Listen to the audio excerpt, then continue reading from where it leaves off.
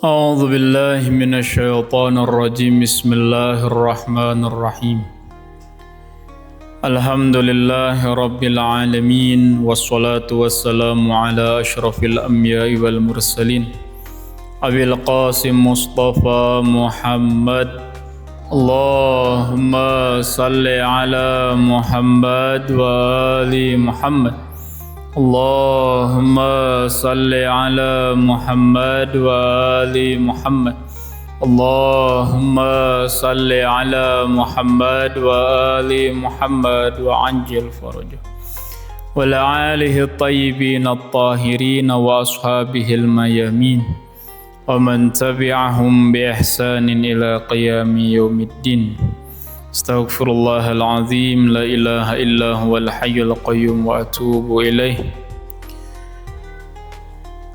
الحمد لله جعلنا من المتمسكين بولاية أمير المؤمنين سلام الله عليه أيها الإخوان والأخوات رحمكم الله السلام عليكم ورحمة الله وبركاته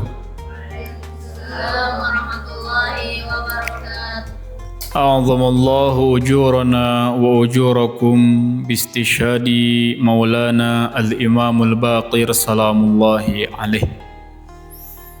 Alhamdulillah,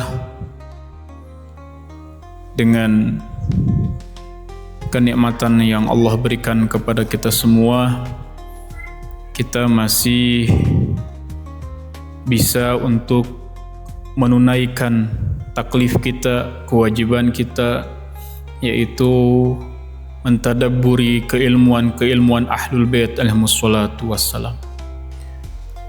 Perlu diketahui bahwa pada tanggal 8 Zulhijjah, meskipun sudah terlewat 2 hari, akan tetapi kita sebagai pecinta Ahlul Bait alaihimus salatu wassalam wajib mengenang para syuhada, wajib mengenang para Ahlul Bait alaihimus salatu wassalam, yaitu salah satunya adalah Al-Imam Baqir salamullahi alaih. Oleh karena itu, mari sedikitnya kita akan membahas pelajaran penting apa yang telah disampaikan oleh imam kita, oleh Al-Imamul Baqir salamullahi alaih. Bismillahirrahmanirrahim. Qala al-Imamul Baqir salamullahi alaih. La musibata kastihanatika bidzanbi wa ridaka bil halati allati anta 'alaiha.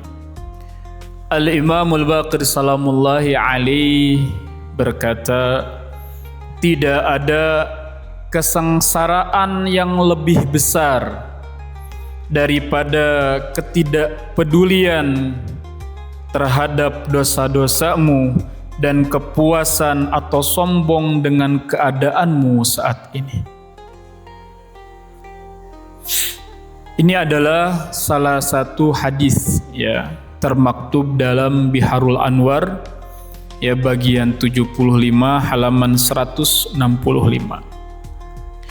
Di dalam perkataan Al-Imamul Baqir salamullahi alaih, dan Al-Imamul Baqir salamullahi alaih masyhur, terkenal dengan Baqirul Ulum, yang disebut dengan imam yang memiliki pundi-pundi, yang memiliki ribuan-ribuan berbagai macam keilmuan. Dan kita akan mendengarkan satu hadis, satu yang disampaikan oleh Al-Imamul Baqir salamullahi alaih. Di dalam hadisnya ini, Imam Baqir salamullahi alaih berbicara tentang apa? Berbicara tentang musibah. La musibata kastihanatik bidzanbi wa ridaka bil halati allati anta 'alaiha. Tidak ada musibah, tidak ada kesengsaraan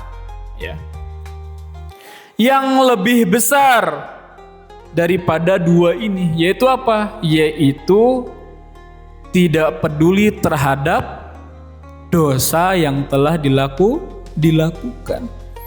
Yang kedua apa? Yang kedua adalah kesombongan yang ada pada keadaan kita saat ini. Ini adalah musibah yang besar. Ya. Kalau misalkan kita berbicara sedikit terlebih dahulu, apa sih yang disebut dengan musibah? Musibah itu adalah sesuatu yang menyakitkan terhadap diri kita. Ya. Kalau kita tahu ada musibah yang menyakitkan terhadap diri kita, maka apa? Maka logika kita, maka akal kita akan mengatakan ini harus diurusi. Karena penyakit, karena musibah harus diberesi. Harus diselesaikan. Tidak boleh dibiarkan begitu saja. Ini namanya musibah. Ketika seseorang melanda kesakitan, ketika seseorang kena penyakit, ketika seseorang terbaring sakit beberapa hari, apakah dibiarkan begitu saja? Tidak. Dia akan mencari obat, dia akan pergi ke rumah sakit, ya kan? Dia akan dicek sama dokter, ya. Kemudian dia akan memulihkan dirinya. Kan seperti itu logikanya. Ini juga sama musibah yang dikatakan oleh Al-Imamul Baqir salamullahi alaih. Ini adalah musibah yang begitu besar. Apa musibahnya? Musibahnya dua. Musibah yang dimana engkau tidak peduli terhadap dosamu. Ini musibah kalau tidak peduli. Bahaya ini. Kok bisa ketika raga kita sakit, flu, demam, tipes, di rumah sakit dirawat beberapa hari, kita berusaha untuk sembuh dengan berbagai upaya. Ini dosa. Kok bisa-bisanya ada yang membiarkan begitu saja? Kata Imam Baqir, ini adalah salah satu musibah yang paling besar. Kalau apa? Kalau kita tidak memperhatikan dosa kita. Bagaimana caranya, Ustadz? Caranya banyak. Perbaiki ibadah kita. Zikir yang banyak, tilawatul Quran, ibadah yang baik, taubatan nasuha kepada Allah Subhanahu wa taala. Tidak boleh dilakukan lagi perbuatannya. Ini musibah ini. Penyakit hama ini harus diperhatikan. Ya. Adapun sebab-sebab kenapa tidak memperhatikan dosa, ya banyak itu pembahasannya, lama lagi. Nah, ini yang pertama musibah yang paling terbesar, yaitu apa? Yaitu kita tidak peduli terhadap dosa kita, musibah. Yang kedua apa? Yang kedua adalah waridhaka bil halati allati anta 'alaiha. Ya. Yaitu ya musibah terbesar, ya. Engkau tidak peduli ya pada keadaan ketika kamu sombong pada saat sekarang ini. Maksudnya apa? Maksudnya adalah kalau kita berbicara sombong bukan orang kaya saja. Kalau berbicara sombong bukan orang yang pintar saja.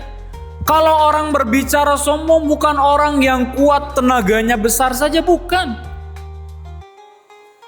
Orang miskin, orang lemah, orang yang jahil bisa melakukan kesombongan. Nah, ketika seseorang melakukan suatu kesombongan pada saat itu dengan kesombongan apapun yang dia merasa memiliki seutuhnya, apapun itu miliknya, maka apa? Maka dia telah sombong. Ini musibah. Mau sombong pikiran, mau sombong materi, mau sombong tenaga, musibah ini. Ya. Nah, makanya tadi ya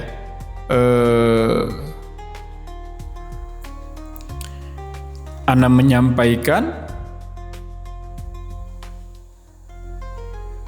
bahwa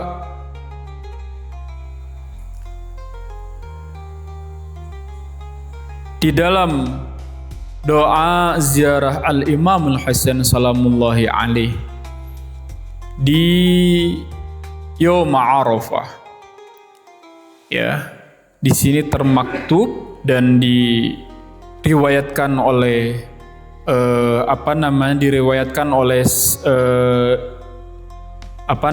At-Tusi, ya, ketika sudah membaca ziarah Al-Imam Al-Hasan fi Yaum Arafah, itu ada perkataan yang agak sedikit panjang dan diawali dengan kata-kata ilahi anal faqiru fi ghinaya fa kaifa la akunu faqiran fi faqri,